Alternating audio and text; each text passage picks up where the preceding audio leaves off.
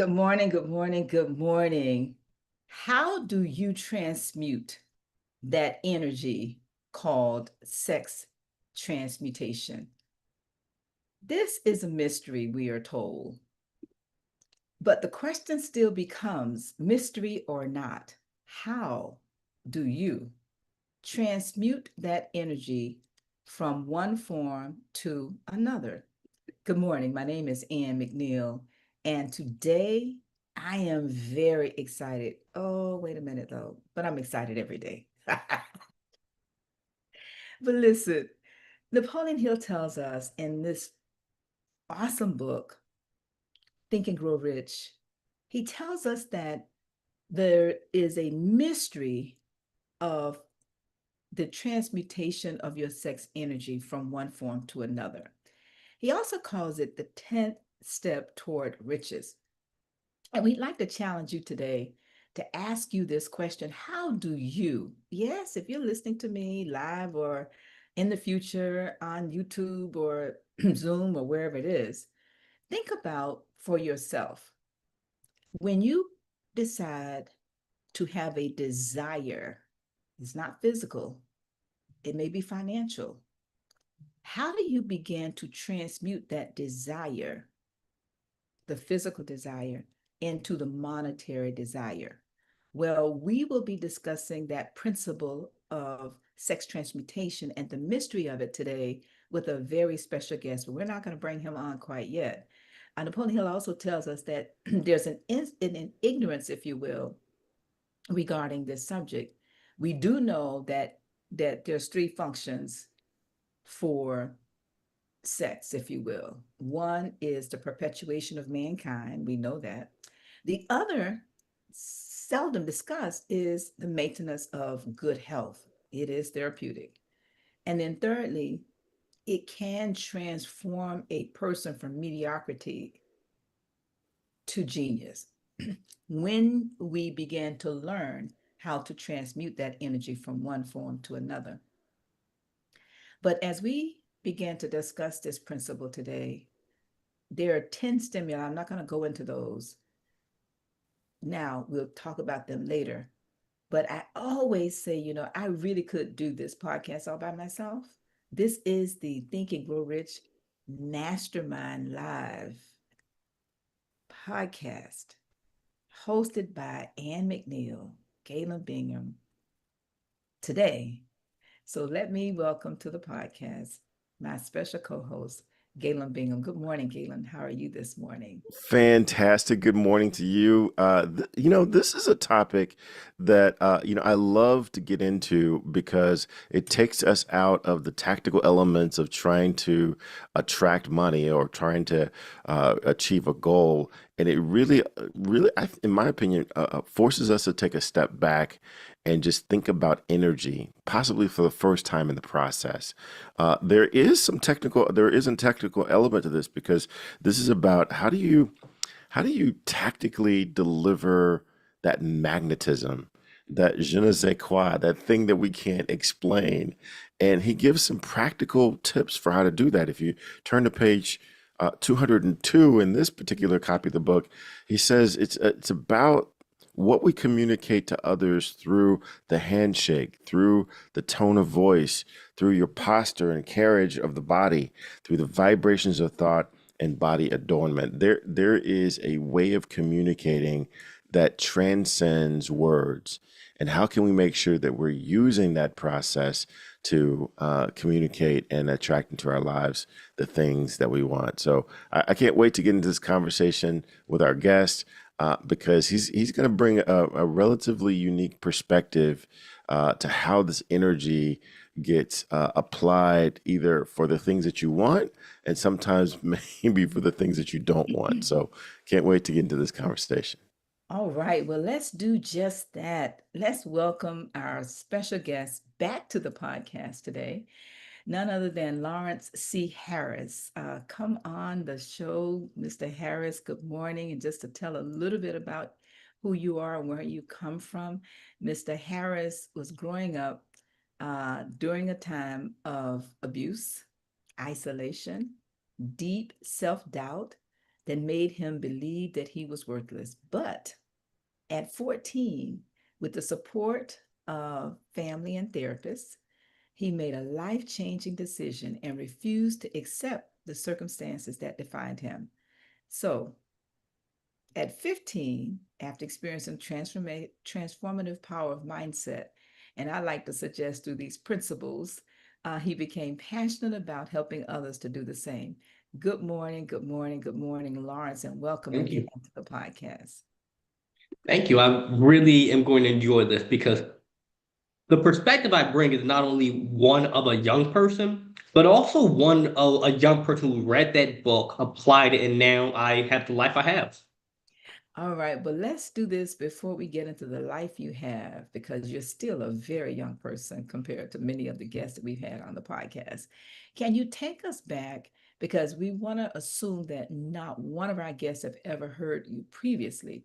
So take us back to um, any point you choose, but bringing us up to where you are now, so that our audience can have a better understanding that what brought you to these principles.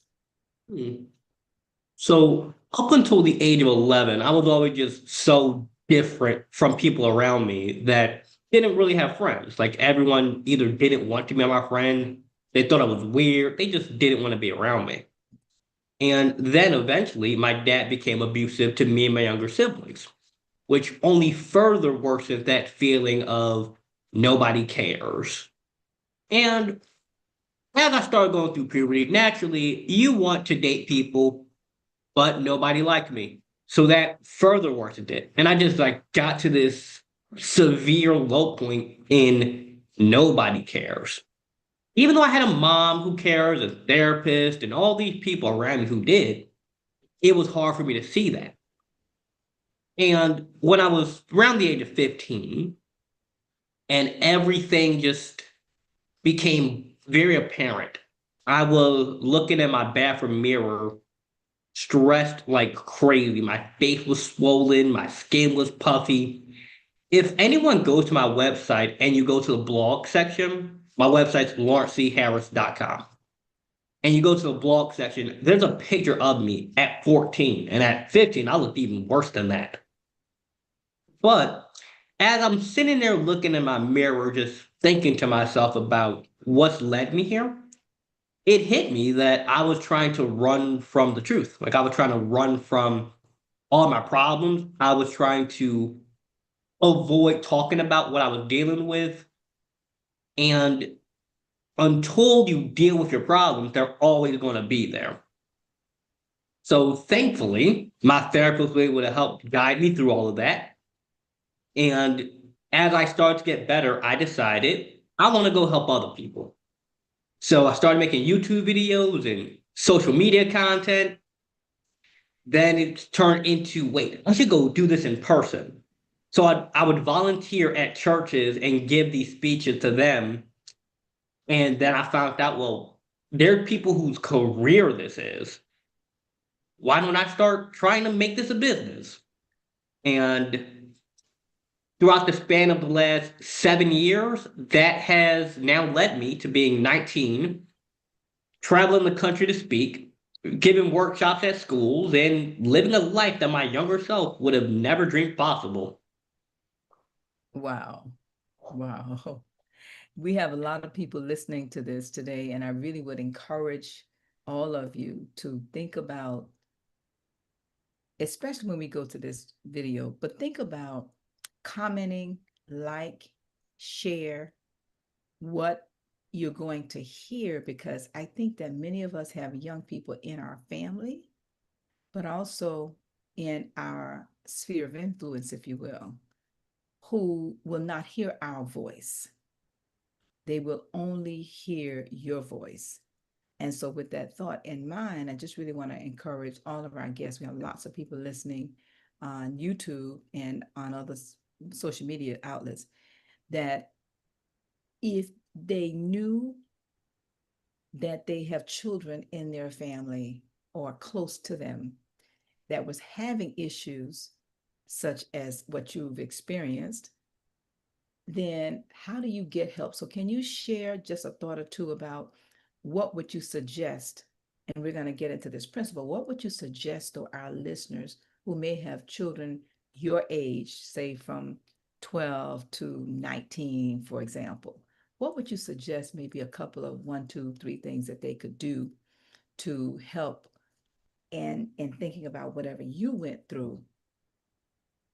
What would have been beneficial for you at that time to do better, quicker? Well, obviously, not everyone had the finances to afford long-term therapy like I had. But the main things I tell people are get your children into journaling. Like have them write out how they feel. And not for you to go back and read it, just for them to get it out of their head. It also helps them to identify their emotions and learn how to deal with it. When it comes to anger, because I used to be a very, very angry person. I was mad at my dad, I was mad at the world, I was mad at everyone. Get them into going to the gym or working out or yoga, swimming, any kind of physical exercise that's going to help calm their body down. And when they're mad, tell them to go take a walk outside because it's going to help them to calm down again. And over time, by doing this, they're going to learn healthier coping mechanisms than what I used to do. Because for me, and the main things I used to do was I would withdraw myself from people, I would get mad at everyone. I was just, and this is also relevant to this episode too. At the time, I would just try to fill that void inside of me with other people. Like I would date people who I would date people who weren't good for me. I was just trying to get attention. And if I would have stayed on that path, it would have gotten even worse. So obviously assuming that if you don't have the money for a professional therapist, journaling, exercise, and going outside. Oh, I like that. What about sports? Sports are also great too, because me personally, I never did them. That just wasn't my thing. But I know that a lot of people, when they play football, it helped them to get that exercise, teamwork, companionship, socialization. Like you get a lot of things from sports. Yeah, I totally agree with that. All right, well, let me go back to the question I always like to ask every guest, and that is, what was your initial introduction to this book? And then we'll go to the principle. I was 15 and I just wanted to make some money. Okay. Because if the book says, okay, think and grow rich, at the time I had no idea what the book was about. But the title said if I think something, I'm going to get rich. Let me figure out what I should be thinking. And my first time reading it, it made 0 sense. I'm like, how is this going to make me rich? Like, okay, you need an idea, you need to know what to do, but how? It was only on my third time reading it when it actually made sense. Well, I don't think you're the only person with that thought. I think many of us, Lawrence, after reading it the first, second, sometimes third or fourth time, and for many of us who have been on this journey certified with the Napoleon Foundation, we tend to continue to read it over and over and over again, but not just read it, but also begin to live it in our daily lives. And with that thought in mind, I'm going to ask Galen, we're going to go ahead and prepare to tee up this video and connect all 13 principles, and then we'll come back and get deeper into this principle of the mystery. And I want to keep saying the mystery of sex transmutation. And what does that look like? And so, Galen, if you could tee that video up in more ways than one. Absolutely. This is one of my favorite parts of every conversation is when we get to look at all the principles and how they connect with with one another. So as you take a listen to this video or watch this video, think about, yeah, this particular principle, but think about how these principles connect together to help you generate whatever it is that you desire most. All right.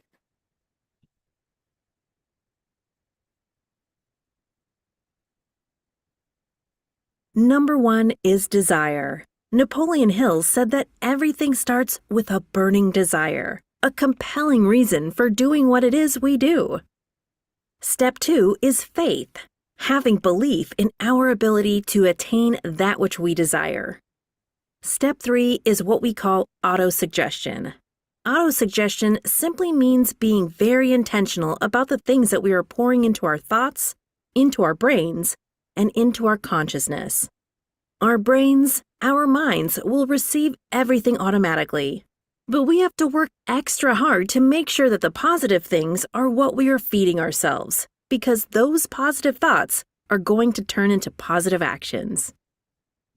Step number 4 is specialized knowledge. No one person knows everything, even about whatever their particular area of expertise might be. And the value of the mastermind principle is using the specialized knowledge of other people. Step number 5 is imagination, the workshop of the mind. Everything starts with our imagination and our thoughts, the burning desire to transform those thoughts into our reality. In order to do that, we have to take a look at step 6, which is organized planning. That is how we crystallize our desire into action, organizing ourselves. Having the thought and not acting on the thought isn't going to get us anywhere. We have the thought, we go through the organized planning to transform that thought into action. Step number 7 is decision. What Napoleon Hill said is the mastery of procrastination. Napoleon Hill said that the antidote to procrastination is simply to make a decision and then move on that decision. Step 8 is persistence. We have to have a sustained effort which is induced by our faith in order to achieve our goals. One of Napoleon Hill's books I love, even the title, 3 Feet from Gold. Those people who became rich during the gold rush in the Wild Wild West days didn't do that because they were necessarily smarter or had better information than anyone else. It's because they stayed just a little bit longer. Sometimes people left when they were just literally 3 feet from gold. So hanging in there, being persistent, is step number 8. Step number 9, the power of the mastermind, the driving force. None of us can accomplish anything on our own. Everybody, I don't care who you are, from the most prominent person to the person who might be considered the lowest on the totem pole, everybody has someone who helped them get to where they are. And the power of the mastermind is being able to use those influences around us, use the thoughts, use the knowledge, use the exploration of other people to help us in achieving our goal. Step number 10, the mystery of sex transmutation. This title can be a little confusing, but essentially what the mystery of sex transmutation means is that we oftentimes in our society think of sex as being purely physical. It is absolutely physical, but what Napoleon Hill teaches us is that sex also has an emotional element, and that sex is the strongest of our desires. That if we can take our sexual energy, transform that into positive, creative influences, it can propel us to new heights. And so we spend quite a bit of time talking about the mystery of step 10, which is sex transmutation. Step number 11 is the subconscious mind, which Napoleon Hill tells us is the connecting leap between our human mind and the infinite intelligence, the source of all thought, the source of all creativity. Conscious mind, we spent some time talking about how we use that through the influence of autosuggestion and what we're feeding into our mind. Step number 12, which is the brain, the broadcasting and receiving station of thought. Final step number 13, the sixth sense, the door to the temple of wisdom. This is the final step through which infinite intelligence may and will communicate voluntarily without any effort from or demands by the individual. The principle is the apex of the philosophy. It can be assimilated, understood, and applied only by first mastering the other 12 principles. All right. I can't wait to get back into this conversation. Want to take a few minutes, though, to not acknowledge the folks who are checking us out live. So Angela Sturgis is here in the studio audience. So Angela, you get first row seat to get your questions ready for Lawrence Harris. And then if you're watching us on YouTube, you can do the same. Get your questions ready. We've got a lot of our regulars checking us out.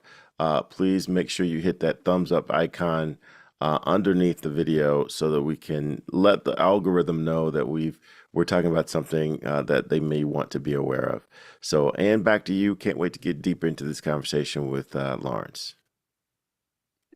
All right. And Lawrence, I was sharing before the podcast, I always like to pick up where we stopped about your first introduction to the book and you were sharing. And so, can you take us now to this particular principle? If you can give us one aha from either the first, because I really want to go back to, even though you're young, I want to go back to being younger. Yeah. When you read this particular principle first, second, third time, what were your thoughts? Then I'd like you to share, because it's been years later, right? And So now, as you look back on the 15-year-old you, your thoughts about this principle, can you share? so the first time I read it, I was kind of confused because I'm like, how in the world, mind, a 15-year-old, we're going to look at this and go, this is just a purely physical act. So I didn't really get it at all the first time. Yeah, the sun is rising, so the side of my face is all bright. But the first time I read it, it didn't make any sense to me. Now, in the second time, I was like, okay, it's creative. There's some sort of creativity here. And on the third time, it was like the light bulb went off for me because I started realizing how much the desire for sex drives people's actions.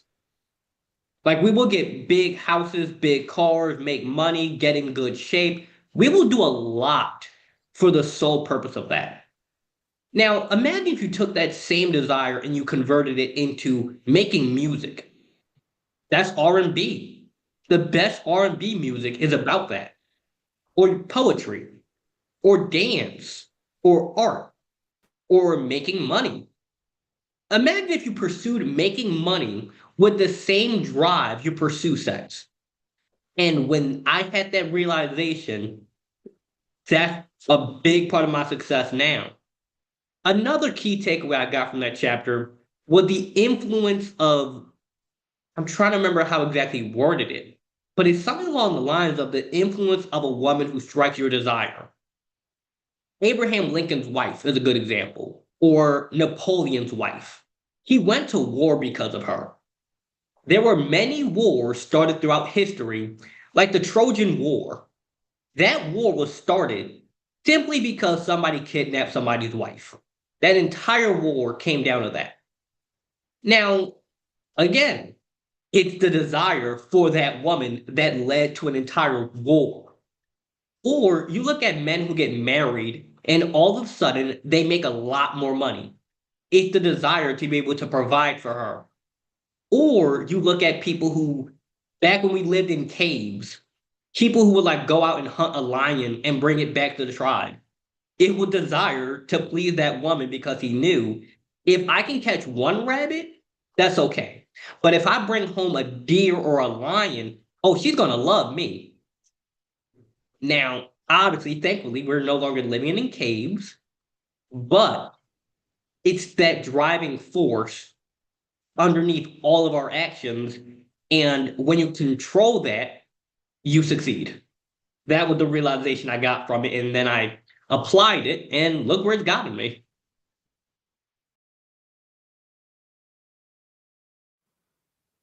Okay, so I want to jump in. It's the journey that you've described that you've been on has been amazing. But now you're in a position where you're speaking to others, you're speaking to youth, you're speaking to kids and to young adults.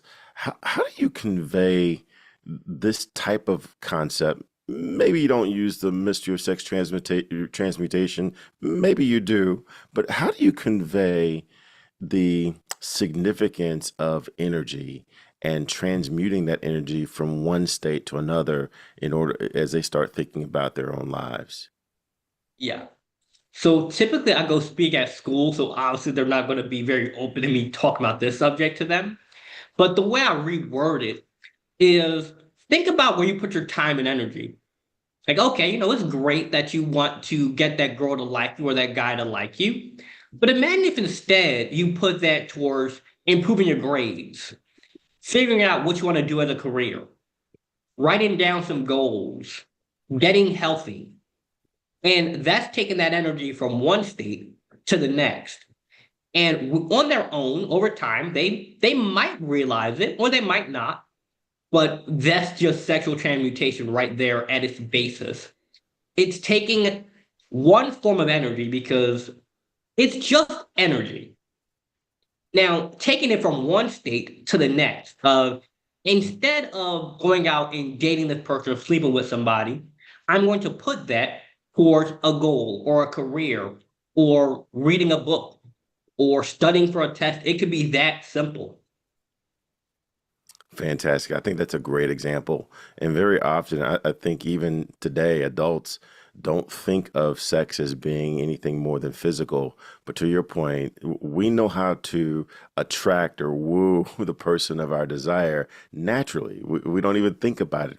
Sometimes we think about it depending upon how badly we want to attract that person. But we don't put any of that same thought into how do I attract money? Or how do I attract the career that I want? And so I love the way that you're taking this from something that people know how to do naturally to something that they say that they want to do, because the principles and the concepts are not only identical, they're actually the same. Yeah, it's just like you said, we put so much of that desire towards people, probably because it's a naturally ingrained part into our way of thinking. And now you look at society, we have like social media, and this is just being promoted in people's faces blatantly, like out in the open. It's if someone doesn't learn how to control that, that's when they find themselves spending money on it or paying for people or trying to go to these extreme lengths. Whereas we don't typically go to those same extreme lengths for our goals or our health or making money or just building a life we're proud of. But we'll go to the length for a person. Fantastic. And back to you. Yes.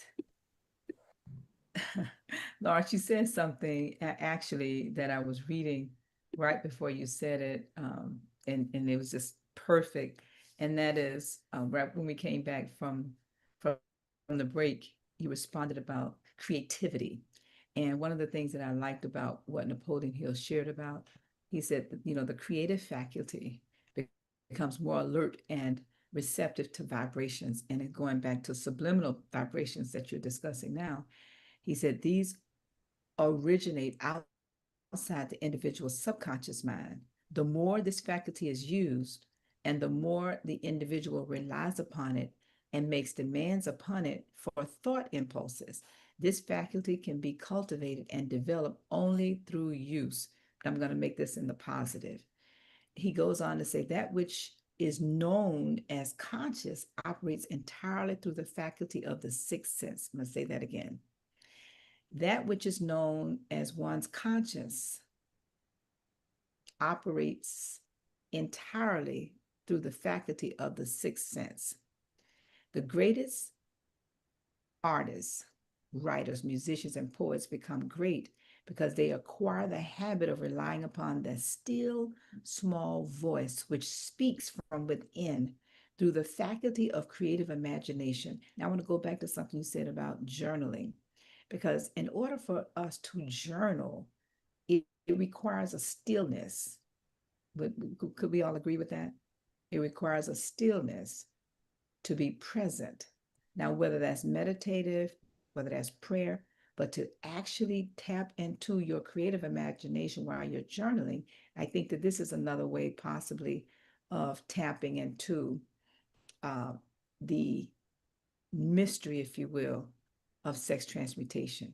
Can you share with us a struggle or a challenge, if you're willing, that you may have experienced even as a young person, that these principle of this particular principle may have supported you in making some different decisions? Okay. So as most young men do, when I was like really young, I ended up getting exposed to pornography. And that turned into an addiction, like a full-blown addiction for maybe like 6, 7 years until I broke out of that. And at the time, I just inherently knew I'm spending way too much time, energy, and focus on this. Imagine if I put this towards something that was actually beneficial for my life. And when I finally did break out of that, my life just shot straight up. Like money went up, health went up, self-worth went up, love went up, opportunities in life went up, job opportunities, grades, everything went up. Because now you have this giant reservoir of energy that you're tapping into and you're directing it towards a goal in your life.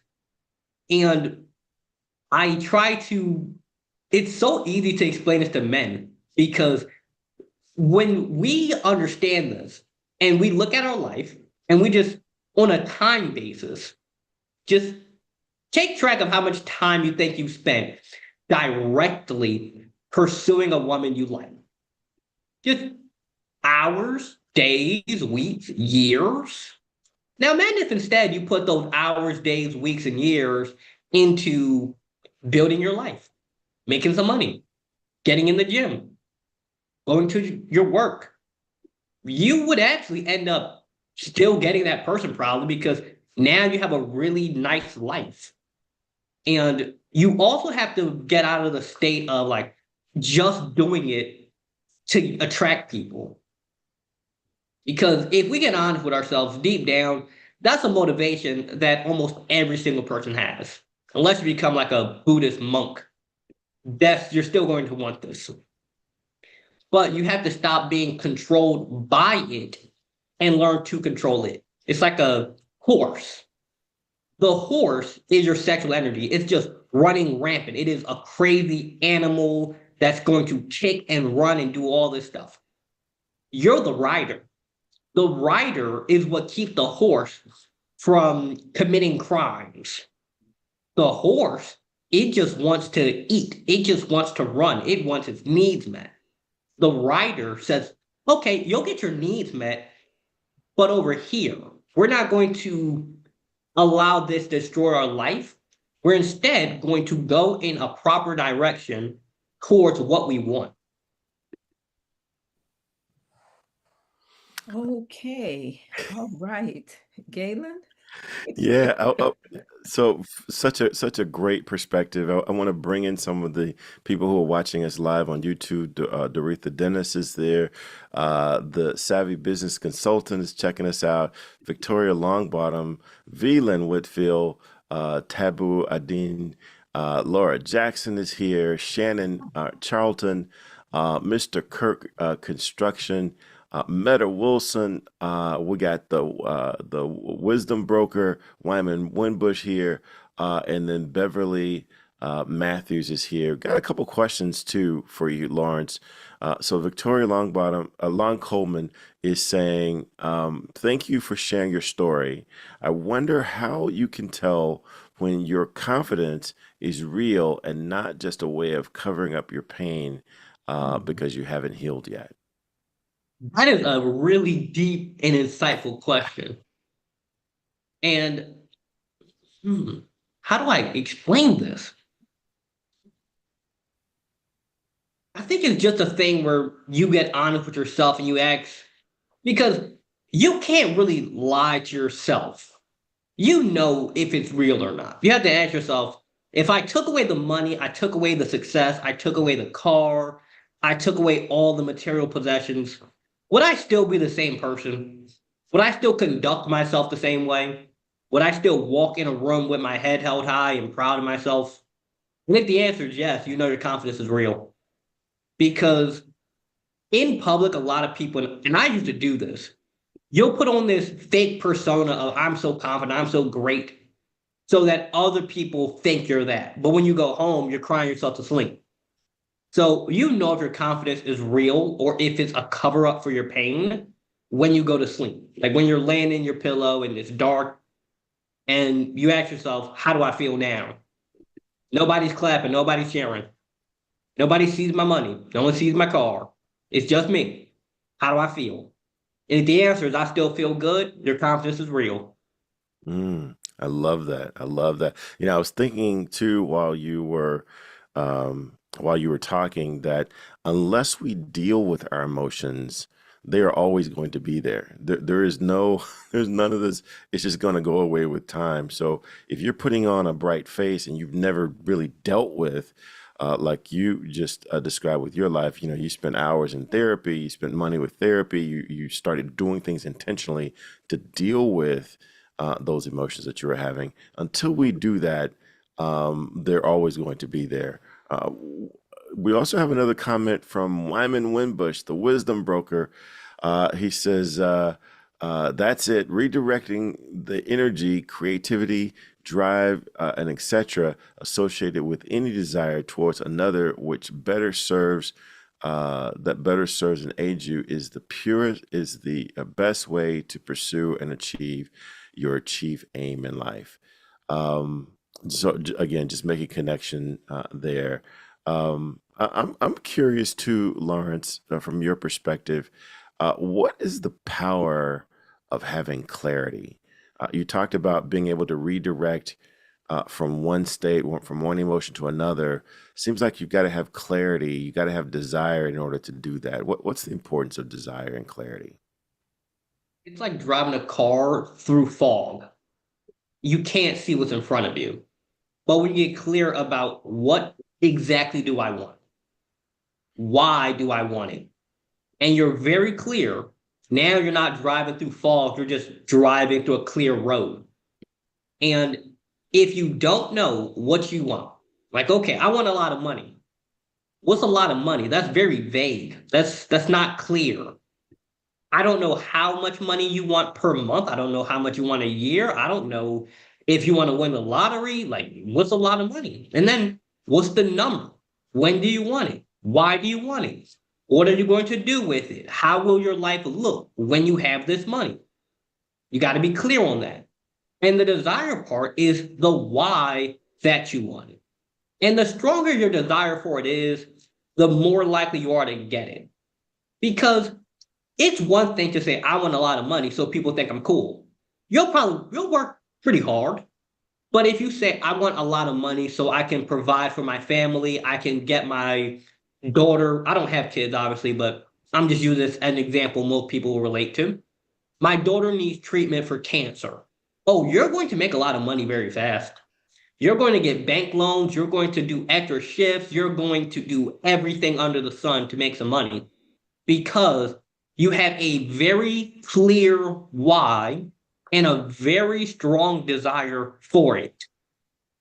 And again, that's just rerouting that creative energy within you because you'll look at your situation and you'll say, there's no way mathematically working at this job, I can make enough money for my daughter's treatment. And you start getting creative. You start thinking, what can I do? Oh, I could sell my extra car. I can get a second job. I can apply for a higher paying job. I can start a side hustle. I can do this. I can cut lawns. I could sell water on the sidewalk.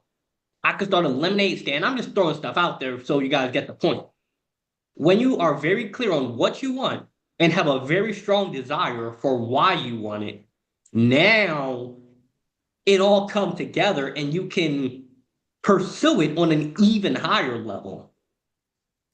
I love the way, and I love the way he's bringing in the principles of thinking are rich that may or may not connect with, logically connect with this topic of sex transmutation. But when you hear him talk about it and you think about it, they all connect. They're all supportive of this desire that you have.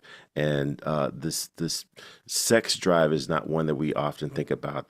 The way that we attract things is not something that we always think about. Yeah. An example that you just made pop into my head somehow was, again, think about music. All of the best R&B music, that like 90s Erykah Badu, that's what that's about. And this is like the most beautiful music ever. Or you think about those old poems from like the 1400s, or those paintings of like people, like those French paintings in museums. That's what it's about. The Mona Lisa, even. That's what it was about. Or you could think of just on a purely biological level, creation.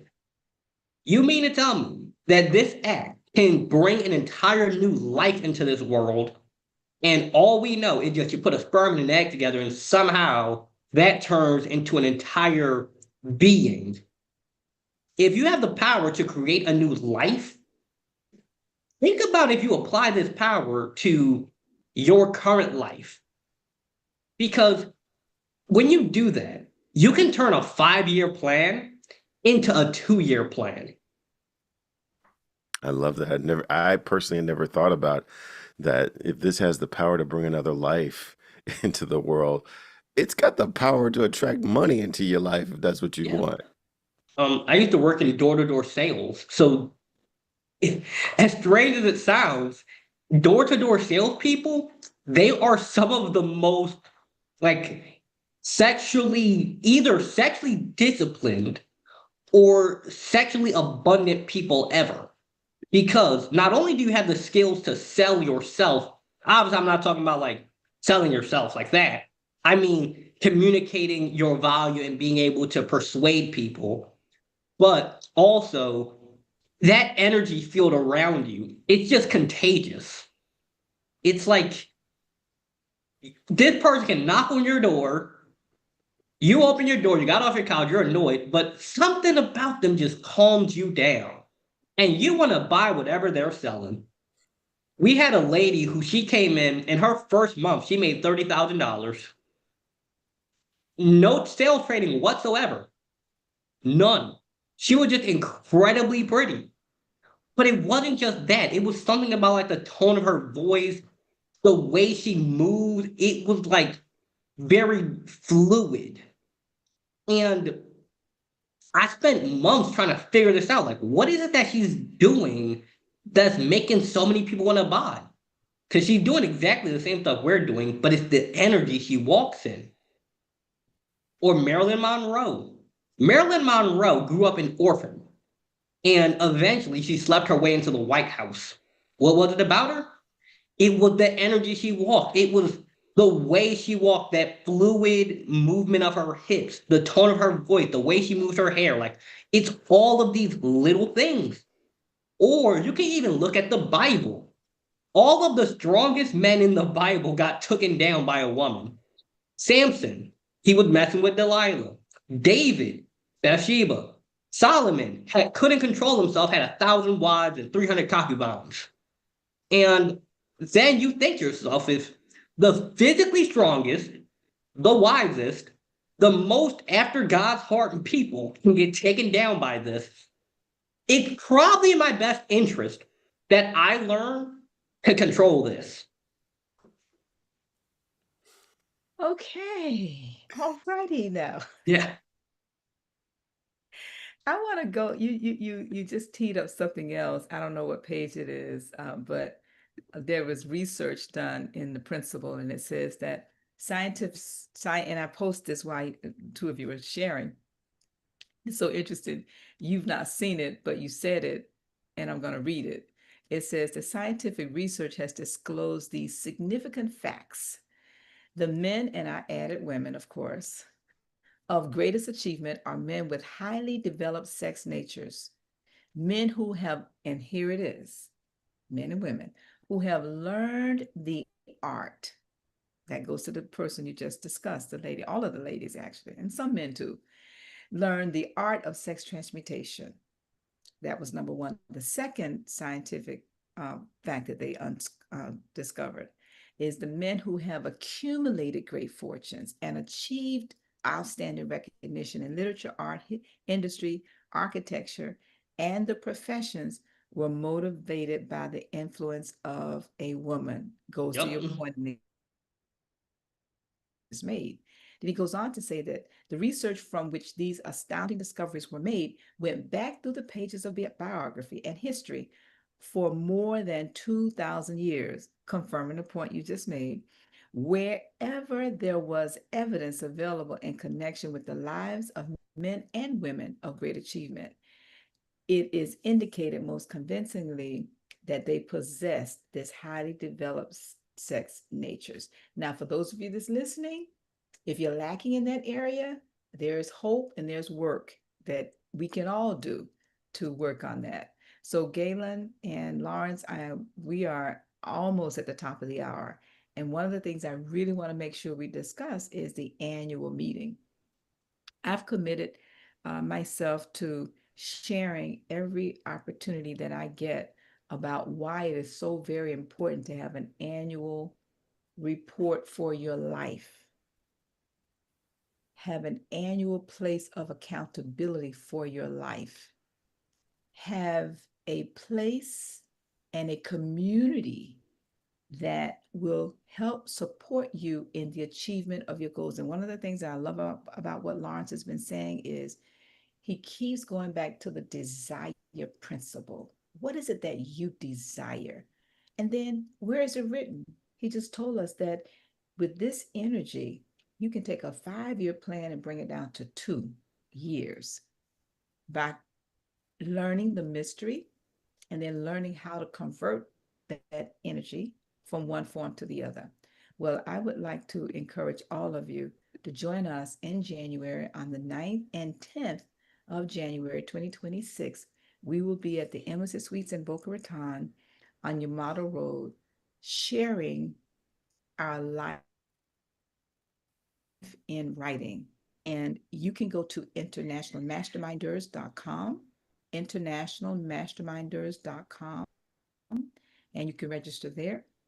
You can also go to Eventbrite. You can register there also, but just search Think and Grow Rich annual meeting. Please, whatever you do, consider bringing your life in writing. And I want to come back to you, Lawrence and Galen, both as we prepare to wrap up. If you have anything, Lawrence, you'd like to share with our audience in terms of how they can connect with you. And Galen and I are going to give some of our ahas from what you shared. But this has been such a blessing. And we have a lot of people in the virtual world that's listening. We want to encourage all of you. Please remember to subscribe to the YouTube. Go to McNeil YouTube and subscribe. And like Galen always like to say, click that notification bell so you can get the notifications anytime we come on live.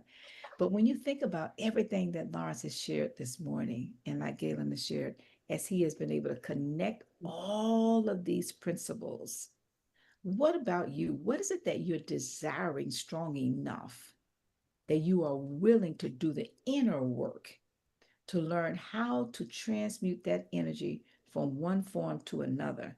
I think it's critically important that we step off the treadmill just for a moment or two and give that some thought, because it is so critical to the success of your desire. So let me come back to you, Lawrence. How can people connect with you? And if there's anything that you are promoting, a book or podcast or speaking engagement or anything that we can support you by sharing your work with the world. Yes. So for connecting with me, my Instagram is Lawrence C. Empowers. My website, if you're interested in either booking me as a speaker or contacting me directly, is lawrencecharris.com. And my YouTube channel, where I make long form YouTube videos, mainly aimed at helping teen young adults improve their mental health, but it applies to everyone as well, is also Lawrence C. Empowers. I'm very easy to find. All right, I am typing this in the chat because you have been such a joy, and I want to encourage everybody to consider putting your comments in the chat to let Lawrence know, if there's any any thoughts you have, any questions you have. And then Whitfield says, uh, uh, oh wow, she said she was just thinking about you this week, Lawrence. It's interesting you're here today. But thank you so much, Lynn, and everybody for just showing up. We come every single week, and our desire is to bring you the very best of the principles, and the people that are sharing these principles. Galen, if you want to share your aha, and then we're going to come back to you, Lawrence, and I'll wrap it up. Yes. Oh my gosh, this has been such a great conversation. And as I said a couple of times, I love the way that Lawrence has taken a concept that, we think of it as being physical, but he's really drawn a lot of lines around how every person of achievement has had some sort of sexual magnetism about them. They've been able to make you feel good, make you trust them, make you feel comfortable with them in a way. And this book in particular breaks those principles down. It's something that we don't think about until we actually, as Lawrence opened up this conversation, until he started thinking about what he was thinking about. So great conversation. I would encourage everyone to check out his website and book him to talk to your organization, especially if you're working with youth. My name is Galen Bingham. I am the leadership strategist. There are just so many ways you can get a hold of me. But the best way, the most fun way, is to check out the podcast, Whiskey, Jazz, and Leadership. We are on all platforms. And you can go to my website as well, killglobalcoaching.com. But wherever you stream podcasts, check out Whiskey, Jazz, and Leadership. We talk to leaders all over the world about the whiskeys they drink, the music they listen to, and what they believe it really takes to be an effective leader. Double dog dare you to try us at least once, guarantee that we can take you at least one step closer to your goals. All right. Thank you, Galen. All right. Lawrence, again, any special thoughts, ahas, or gems you'd like to leave our audience with this morning? One that comes to my mind is that everything is connected in life. So even beyond this book, every single thing in your life is connected somehow to everything else. And by finding those connections, I developed it through journaling. Because when you journal for a long span of time over years, you'll start to notice that every single thing affects every single thing. And by learning to control your energy, both in terms of your sexual energy, your creative energy, your time management skills, all of these will impact your finances. Because if you don't show up at your best energy, you're not going to make your best money. Wow. Okay, can we have a mic drop if someone could put that in the chat on YouTube? That is powerful because everything does connect. And as you were saying that, I was attempting to reach behind me and get one of the books that I wrote entitled My Daily Date with Myself. Because as a result of journaling exactly what you're sharing, as a result of journaling every day, I started to see patterns. And this is my transmutation of the energy, if you will. And going again to your point, one thing impacts the other. And I do believe with all my heart that when we begin to do the inner work in silence, in prayer, in meditation, and in journaling, but also in reading different areas of our life. And actually, I was reading this book this morning entitled The Millionaire Mind. And one of the things that it said that jumped out at me, and I'm just going to read this.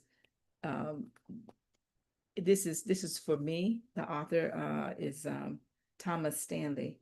He says, and this is indirectly related to what we're discussing, but I thought it was so very important for entrepreneurs. He said, I believe, talking about time and time again, his students were unable to come up with even one correct answer. And this is talking about what do you want to do? And he said, the ignorance about the economic opportunity in America among some of our highest and brightest students is not for lack of genetic intelligence.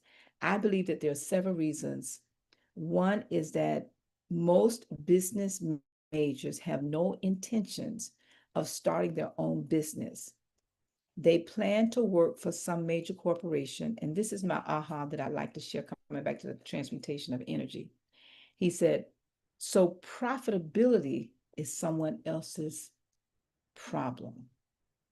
Profitability, this is why many of us don't go into business, because we are making money every week as someone else's responsibility to be profitable. But as an entrepreneur, profitability is our responsibility. Now, how does that relate to what we're talking about? I believe that the profitability of your life is your responsibility, and learning how to transmute this energy. And thank you, Lawrence. That's one of the things I just got a confirmation from listening to you today. But learning how to transmute your energy from one form to another is your responsibility. And the transformation of that, the transmutation, if you will, of that energy in every single area of your life, going back to what you shared today, it's all connected. It is all connected. And if we attempt to skip one, it's like a car with only three wheels. One of, it's going to be out of balance. And so I'm just excited to have you on again. And every time you come, regardless of what principle you're discussing, you bring such great value. And the one aha I got today was this whole idea, and this is what I wrote in my notes as the two of you were talking, is this big idea about journaling. And it's not just a one-time event. It's not. And so, again, my name is McNeil. I am the Master Wealth Builder, helping to build stronger and better lives and businesses. And I'm very excited every time I get an opportunity to share platform, processes, but also the profitability of the life, which is why I keep talking about this annual meeting. If you have not registered for our annual meeting, you really may not be serious about what you say you want to do, because I'd like to challenge each of us to think about, where will you go once a year, you and your mastermind group, and be willing to be held accountable by sitting down with a small group of individuals, and those small group of individuals are listening to you share what you said you were going to do in the beginning of the year, what did you actually do or not, but what are you planning on doing the upcoming year, 5 years, 10 years, 20 years in the future.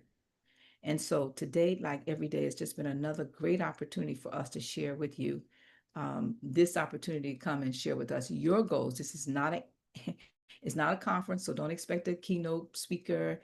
Don't expect, conference bags and all of the things that you get when you go to a conference. This is similarly, which is why I designed it this way. This is like you being a publicly traded corporation. And every year, you must give an account for your annual earnings. Every quarter, you do a check-in. But every year, you say, you know what? I did or did not meet my annual earnings that I set out, that I forecasted and projected at the beginning of the year. And that is why I designed this way, because each of the 10 areas represent one department of your life. And I've decided to just take just a couple more minutes to discuss this, because I'm talking to somebody who's looking for something, and it's right here in front of you. Now, your decision is to click, register, take the time before November 30th and write your report. Even if you've never done this before, sit down and write one goal per area of your life. And then think about how you're going to achieve that goal. That, to me, is what this transmutation mystery is about. Because once you begin to understand how do you transmute that energy, then you can sit down and say, what do I desire spiritually, family-wise, financially, health, education? What about your personal development? What about your business or your career? How about the recreational area, the civic, the creative. What does it look like 6 months, 1 year, 5 years, 10 years, 20? I'm in my 45th year right now. Yes, 45th year on this journey. And I know what it has done for me and my family and my friends. Because if any of you have been around me long enough, like being on this podcast every week, then you know I say the same thing every single week. Why is that so? It is because of people like Lawrence and all of our guests who've been on this journey, regardless of what age, and they come here every single week and they share with you. Yes, I'm talking to you. And they share with you what you can do differently. But I checked the registration, you're not registered yet. So I don't know if you're really that serious about what you say you want to do. Again, my name is Ann McNeil. I am the Master Wealth Builder, helping you to build a stronger, better life and business, and helping you to elevate to the next level of your life in particular. The business comes after the life because your life is a business. All right, so until next time, remember to continue to think and grow richer. But I'd also like to share Niche to be Richer. I am hosting a Niche to be Rich event. I'll put the details in the chat, but you can go to annmcneil.com. And as of next week, we'll be sharing it every single day because I think that also as you niche internally to be richer in your life, that the niches, you will find the riches in those niches financially. So until next week, we'll see all of you with another special guest next week. And Mr. Harris, you have been a gem and a joy again. And I would like to challenge you, go to our website and click that sign of genius and please commit to coming back again.